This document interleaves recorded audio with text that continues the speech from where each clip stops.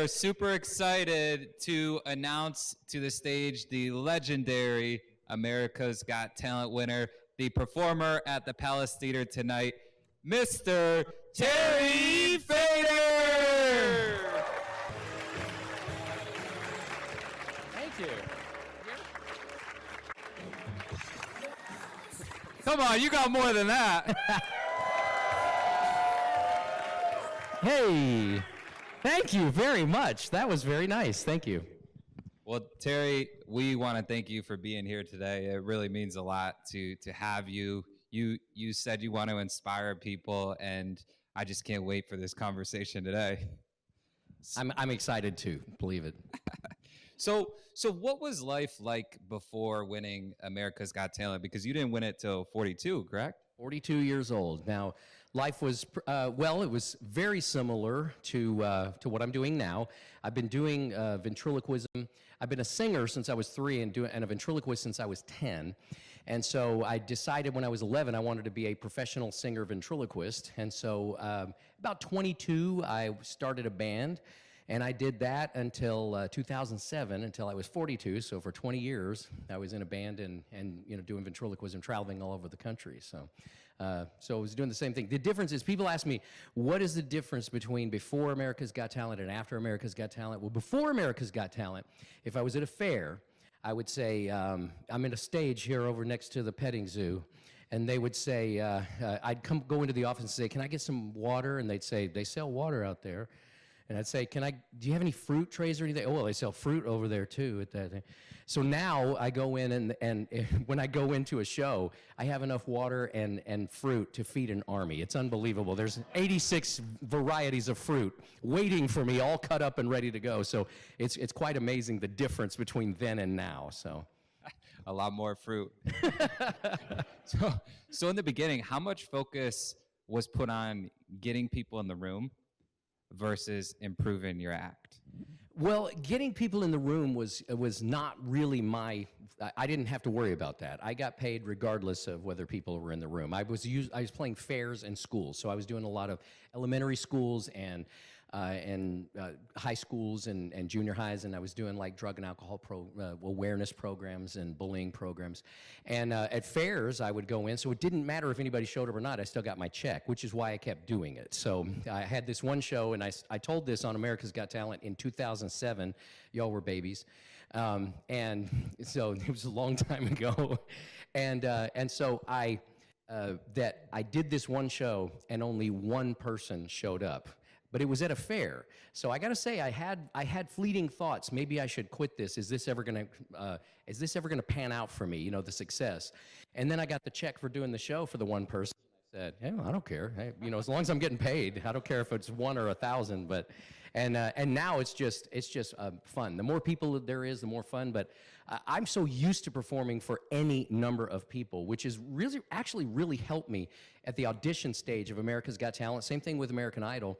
The first audition I did was 6 people, and every single time I got an opportunity, I would pull out my puppets. I would bring my puppets everywhere. So if I went to a party, I'd say, hey, I'm a ventriloquist. You guys want me to do a show? And it didn't matter if there was 10 people. I'd pull out my puppets and do a show for people. So I was used to these tiny crowds, and there was about 6 producers of America's Got Talent waiting for me. And I'm like, hey, man, I've been doing parties with 6 and 10 people, for about 10 years now. So it was really easy for me. So when did you notice, and maybe it was before ventriloquism, when did you notice people started taking you seriously? Like, hey, there's some kind of talent here. Well, I've always kind of been talented. I've always been very talented, even as a kid. So I always got the lead in every play when I was performing at school or church or whatever it was, or the community theater. And but really, I started getting a lot of attention. I went to see an impressionist. His name was Danny Gans in Las Vegas. He was the #1 show in Las Vegas. He was the first Las Vegas show to charge $100 for a ticket. And at a time, I couldn't afford the $100 ticket. So I started to scrimp and save, and it was 2 years before America's Got Talent.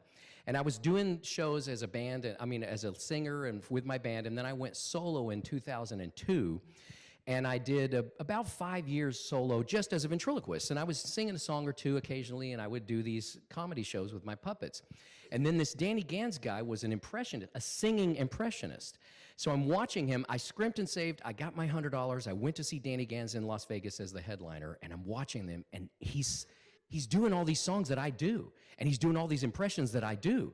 So I'm driving back. I was doing the Clark County Fair in Logandale, which is about 45 minutes north of Las Vegas. And the whole way up there, back to my hotel, I'm thinking, okay, I can be a headliner in Vegas, but I don't want to be Danny Gans light, so I don't want to do a copy of his. And then all of a sudden I thought to myself, hey, I'm a ventriloquist. Why don't I just have my puppets do the impressions of singers? And so the next day, I had one of my puppets do Friends in Low Places, and so the little puppet said, you know, I do an impression of Garth Brooks. And I said, really? I said, do an impression of Garth Brooks. And he went, line it all in my roots, showed up in boots, and ruined your black tie fair. That's about, thank you. Thank you. And I'm going to say, that is about 50 years of hard work, so don't think you're going to start doing that tomorrow. So my puppet starts doing this Garth Brooks, and people's jaws just dropped. And I went, okay, I may be onto something here.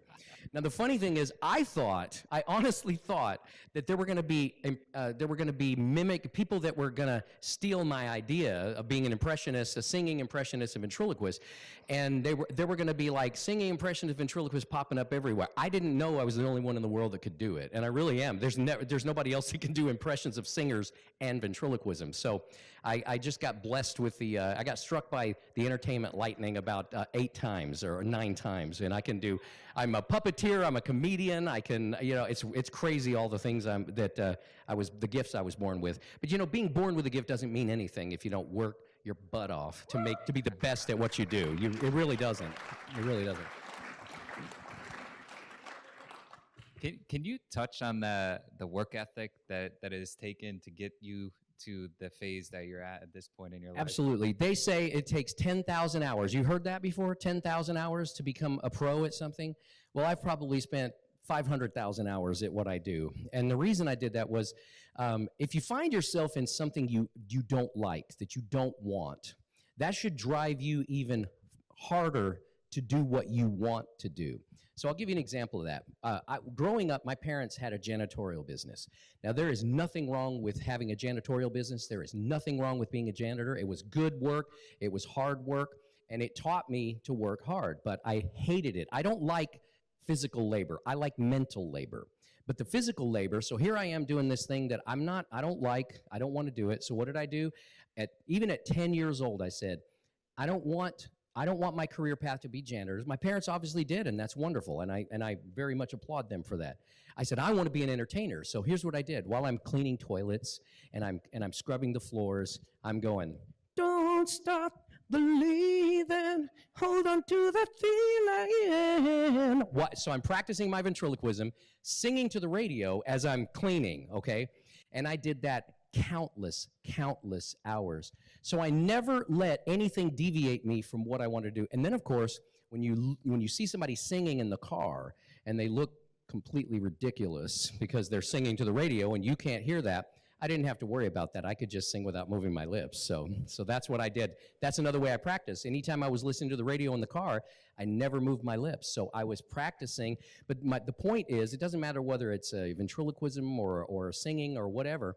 If you're in a job or in a situation that you're unhappy with, just utilize that time to get better and better and better at what you do. You know, if you're washing dishes at the local cafe, you should be back there singing if you want to be a singer, you should be singing. You should be writing poetry, or you should be writing or thinking. And that's another thing. When I would drive or when I would mow lawns, I would write routines in my head. So I would start thinking of puppets. I would create characters. So if you're driven and you really want something, it does take that 10,000 hours. But if you want to be the best in the world at it, it's going to take you that 500,000 hours. And if you love it, it's not work, it's fun.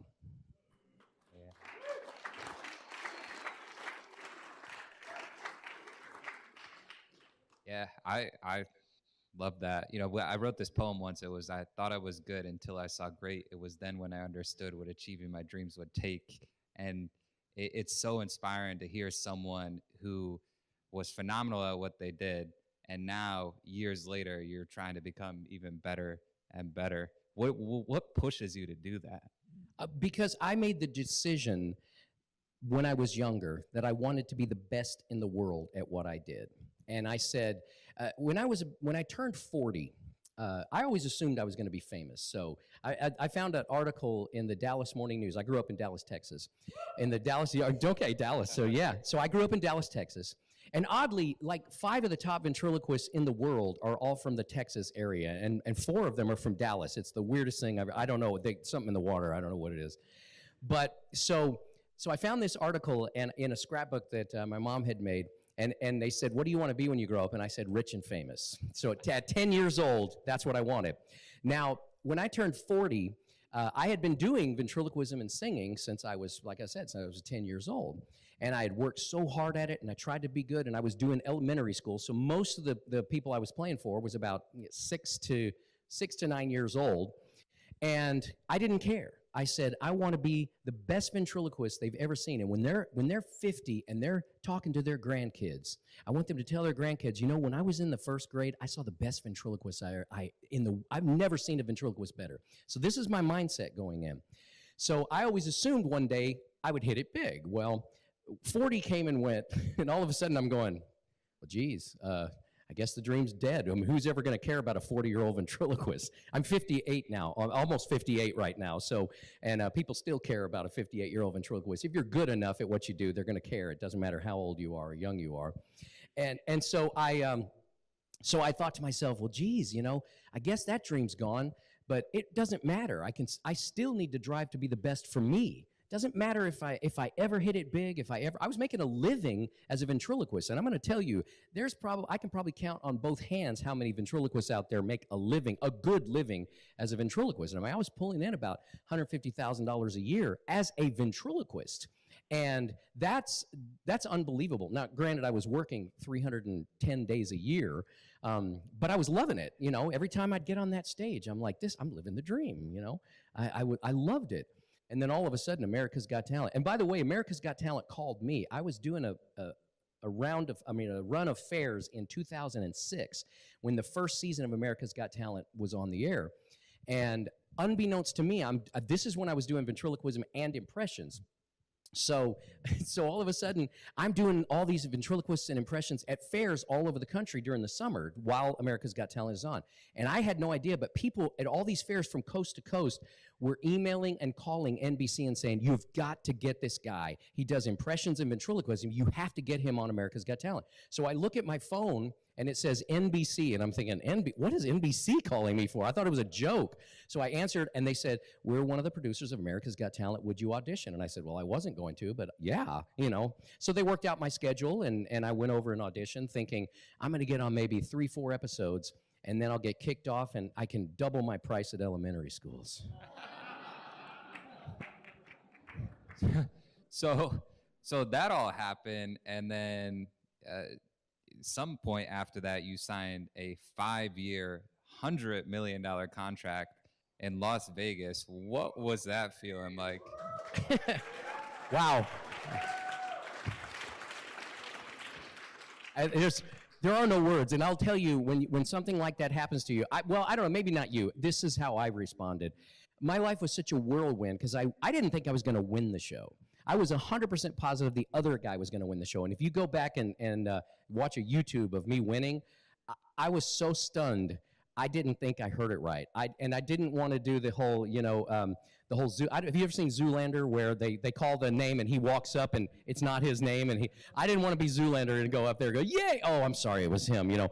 So I was terrified. I'm like, was it me? And then I looked and I saw my name in huge letters behind me, and I'm like, holy shit, this really just happened. I just won. And so I could not believe it. And then all of a sudden, the shows are jumping in. I mean, I made it a goal of mine. I said, because Jeff Dunham and Ron Lucas were the 2 top ventriloquists in the world at the time, and both of them were commanding $25,000 a show. And I told my manager, I said, I want $25,000 a show. That's my goal. And the day after America's Got Talent, I got booked for a $50,000 show. So it doubled, and I'm like, whoa. So it happened so fast. And so I'm so busy and everything is going, and I go in and I sign the thing, and we had a big party that night, and I got so drunk that I don't remember it at all.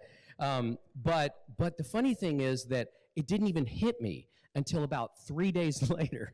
And I'm laying in my hotel at the Mirage where I signed the big contract, and I'm laying there, and all of a sudden I went, oh my God. And so I was like, you could scrape me off the ceiling. So it truly did not sink in for about 3 days what had just happened. So, and I mean, it was a big press thing. I mean, it was worldwide press. And I got to tell you this, Simon Cowell, this is a great story.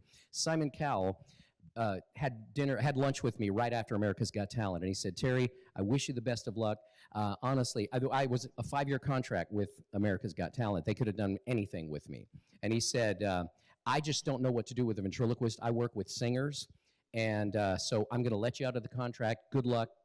and then when he read in the paper that I signed a $100 million contract, they said you could hear him screaming from down the hall in his office. And so Simon and I are good friends now, though, and he's such a dear man. He really is. He's like one of the sweetest people you'll ever meet. That's a character he plays on TV. He's really an amazing man, truly.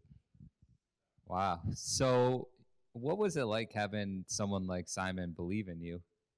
Well, you know, I was one of those who never got the approval of my father. So if you're out there and your parents do not